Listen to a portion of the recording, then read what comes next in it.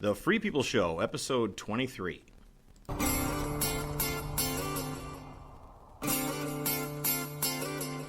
The Free People Show is a show about the practice and politics of being free. Free from government, free from coercion, and free to be yourself. Host Phil Anderson is a libertarian, a Christian, and was the kind of kid who, according to his grandmother, just wouldn't shut up. Phil and his co-hosts will talk politics, but also life in general, challenging you, entertaining you, persistently rapping on the back door of orthodox two-party politics, sparing nobody and taking no prisoners, maybe even making you laugh. Tweet us at @FreePeopleShow with questions and suggestions, or comment on Facebook during or after the show. For information about being a guest, hosting a live broadcast, or sponsoring the show, email info@freepeopleshow.com. Thanks for listening. Now, here's your host, Phil Anderson.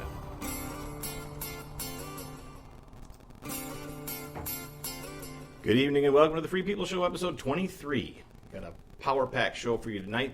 Thanks for listening to us at freepeopleshow.com, as well as on our host platform, Spreaker. You can also find us on iTunes, TuneIn, many other platforms. Go to freepeopleshow.com to find out exactly where you can find us if you haven't found us already. Also live on Facebook. Hello, everyone on Facebook. Thanks for watching. As you may have noticed, we're a man down tonight. Our engineer is not feeling up to it, so he's not with us. But we do have my co-host, Patrick Baird. Other co-host, Miles Kristen, will be joining us in a little while. I'd also like to thank business agent Rhonda Powell, show webmaster Dustin Dryfurst, and show contributors Jeff Korch, Jay Ranchod, John Migloch, and the Libertarian Party of Dane County. So, welcome to Patrick Baird. He is an intrepid man involved in all kinds of things. First of all, he's the treasurer. Maybe not on his first of all list. Let's not forget I'm mayor of Patricktown. Mayor of Patricktown, which is on both railroad tracks and a wagon train trail, which is pretty cool. He's the treasurer of the Libertarian Party of Wisconsin. He's the campaign manager for Anderson for U.S. Senate. He's the author and creator of the Libertarian Federalist, which you can find at libertarianfederalist.com and on Facebook. He's also the author of a series of spy novels called The Beatnik Spy. A true Renaissance man, and a pleasure to have him with us tonight. Welcome, Patrick. Wagon Soul. Our guest tonight, Peter Augelli, who has a long resume, which I'm not going to read. Primarily, in relationship to this show, he is the vice chair of the Libertarian Party of Wisconsin. And currently, do you currently hold an office with LP Dane? Yeah, I'm the current secretary. The current secretary of LP Dane. So again, somebody who wears many, many hats. So welcome to Pete. We're going to talk about Bitcoin tonight. Many people talk about Bitcoin. It's been in the news a lot lately. A drastic increase in how much it's worth. But not everyone really understands what Bitcoin is, why it's important, especially why it's important to people who love liberty. So we're going to let Pete sort of lay it out for us. Cool. All right. Thanks, Phil. Yeah, so cryptocurrencies, Bitcoin being the main one that's talked about, there's really two things that you want to look at when you're talking about liberty. First is the technology behind it, the blockchain. That in itself is revolutionary and can really redefine society as we know it. With the advent of the internet, in the late 80s, 90s, I forget the actual year that it was widespread use in the public eye. Sure. It created a new technology that was groundbreaking. You could basically make infinite copies of information and spread it around as much as you wanted. Think about music sharing, peer-to-peer networks, even emails. It created this vast web of interconnectivity across the world. It greatly increased productivity and also eventually created the situation we have now where there's information in places that people can't keep track of it or keep it guarded. So it creates a liability too, right? I mean, we're still in the learning process of that, right? Correct. Yeah, there's definitely, you hear new technologies with encryptions and all sorts of things coming out to increase security. And blockchain actually solves another problem that the internet had. It's amazing at spreading information. It's not great at assigning ownership. Which is a good thing, right? Correct. So think about it. There's definitely things where we want that free information, right? Data, actual knowledge. It's great to have this disassociated spread of info. But with something like a currency, you want to be able to assign a specific ownership. What blockchain basically did is it created what we know in physical reality in the internet. So just as things are defined in a specific location or to a specific person or entity or area, the blockchain allows you to specify through basically a public database not only the object, but then also associate it with a particular person. So it has specific ownership in almost infinite amount of subdivisions, right? You can buy a millionth of a Bitcoin, I suppose, depending on what the price is. But it also is public information as to who owns it, right? So Kind of. Where there's the ledger is everywhere, so you can't hide who owns it. I mean, you don't always know who owns it, but in terms of keeping track of it for like quasi banking purposes, there's not a place where somebody can really, sort of hide it in a way that they could cheat. Yeah, that's true. In the particular structure of Bitcoin that's built in, that's where you get the mining that we hear about.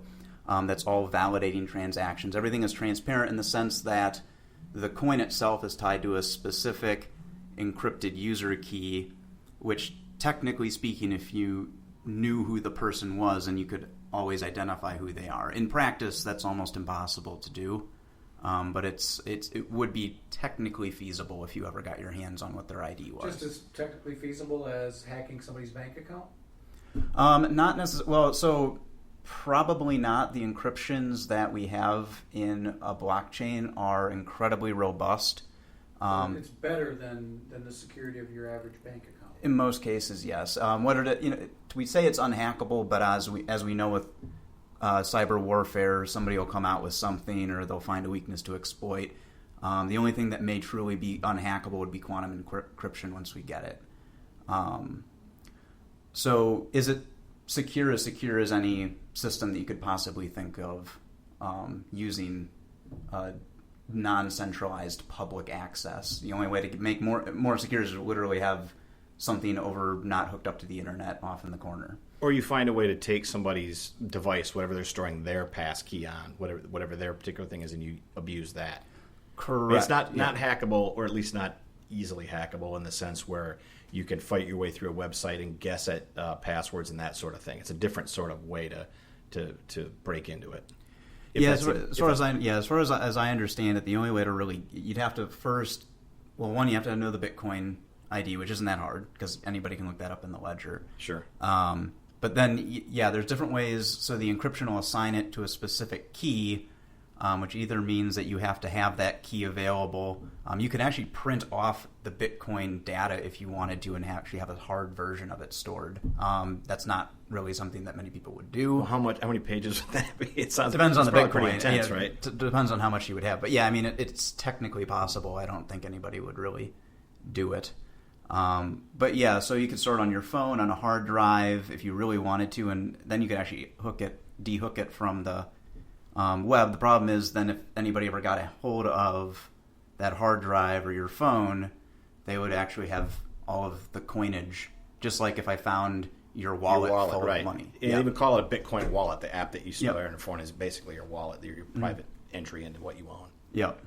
So while we've gotten sort of into the technical parts of this pretty quickly, why should people care so much about Bitcoin? What is its advantages in terms of I know one of the things that I read about it is that it's similar to gold in that it's it's infinitely divisible, it's readily quantifiable, it's easily exchangeable. The sort of things that made gold a medium of currency, back in the day. That Bitcoin's attributes sort of copy that. Is that accurate? It's similar, yes. I would say the big difference for something like Bitcoin or a lot of these cryptocurrencies. Now, not all. We can kind of get into some of the differences, but let's talk specifically about Bitcoin itself. Sure. Doesn't have any actual physical value in it. It's completely set by the market. Right. It's set by how much people are using it, how much people are exchanging it.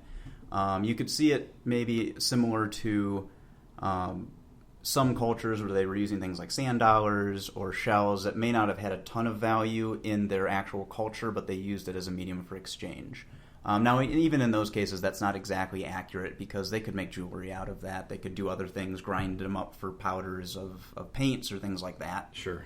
Bitcoin is unique in that there is literally no other reason for it to be used than for economic transactions as a medium of exchange.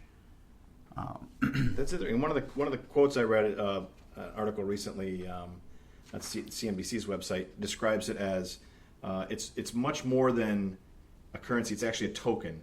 It's distributed trust and distributed consensus. Would you agree with that characterization of it? It's really, you got to have sort of faith in the fact that it's going to be liquid, I guess. Yeah, I guess I disagree with that in that I think all currencies are that way. Well, that was my next point, Yeah. right? If you have a fiat currency, which we have now, the dollar, and I think all of the world currencies are fiat currencies, aren't they? As far, yeah. Now they are. Now they Yeah, are. now they are. That you're pretty much, buying the trust of that this is going to be redeemable at some point for some goods and services, not at some place where you can get gold or silver for it anymore.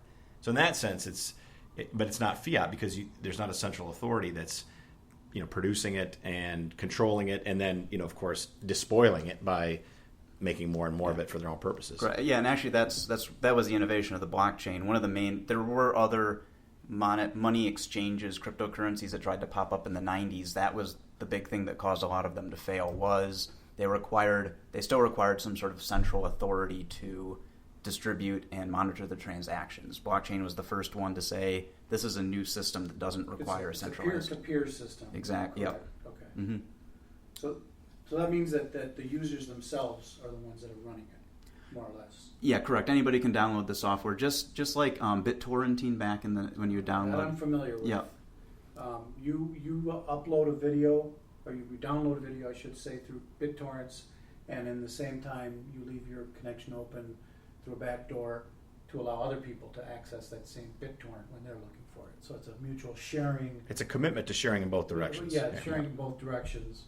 So I understand that concept. So Yeah, to understand that Bitcoin is like that. That helps me to understand it a little bit better.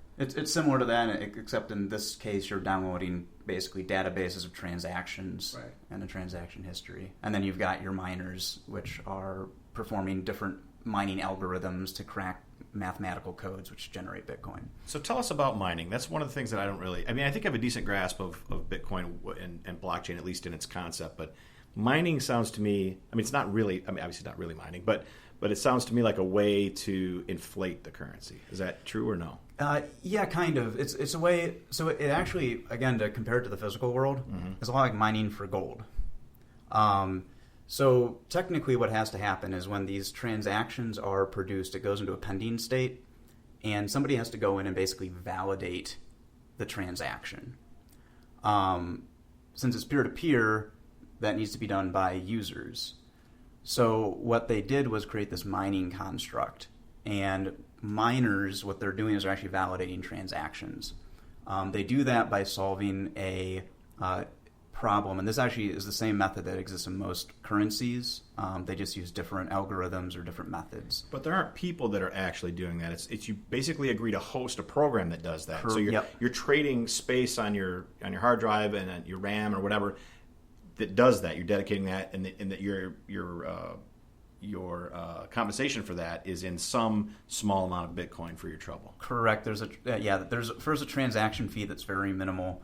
And then with each time... Nothing like bank transaction fees, which are not infinitesimal. No, they're not. They're considerable. But so the transaction fees, and then of course, if you solve the problem, you also get a certain cache of Bitcoin.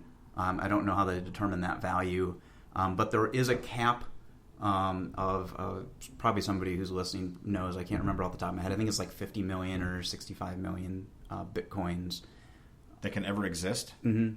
So as it gets closer to that number, the competition for people wanting, and also the price being so high, which we're going to discuss after the break, the price being so high right now, I'm certainly, I did it. I was like, well, maybe I should start mining this. Because if I'm mining at a rate that produces a certain amount of Bitcoin, now that's more valuable than it was when Bitcoin was less expensive, right? So it kind of makes sense for people to get on the bandwagon at this point. Right. But, at least in terms of mining, not necessarily buying, but mining. But the equations get more complicated each time. That's part of just like gold, where we started off by being able to shake. There was a great article that explained it, just like gold, where you went out to the river and you could panhandle the water and have gold flakes in it, and then you had to start digging, then you had to have a whole mining crew. Each time that you solve an equation, each time that transactions happen, the algorithm becomes more and more complicated, which requires more and more computer bandwidth, more and more specs. So the equipment needed becomes more expensive. Well, that